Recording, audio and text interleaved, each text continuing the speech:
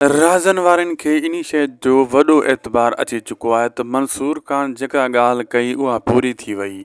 मंसूर ख़ान इहा ॻाल्हि कई हुई त मां छोकिरी तव्हां सां वापसि कंदुसि, इहो मुंहिंजो वाइदो आहे। ऐं राज़नि वारनि खे जॾहिं हुन टाइम ॾिनो त अचो सुभाणे शाम जो तव्हां ॿई सौट अचो, छोकिरी खे वठी वञो। इहा ॻाल्हि ॿुधी करे राज़नि ऐं ककर वारा पाण में इहा ॻाल्हि कंदा, मंसूर ख़ान ज़बान जो सचो आहे ऐं इन ते असांखे एतबार हाणे करिणो पवंदो। हुन जेका ॻाल्हि कई सो पूरी कई। हाणे हलूं था, ॾिसूं छोकिरी हूअ असांजे हवाले करे थो ऐं राज़न इहा ॻाल्हि कंदो, छोकिरी त असांजे हवाले कंदो मंसूर ख़ान, लेकिन थी सघे थो कुझु शर्त बि मञराए।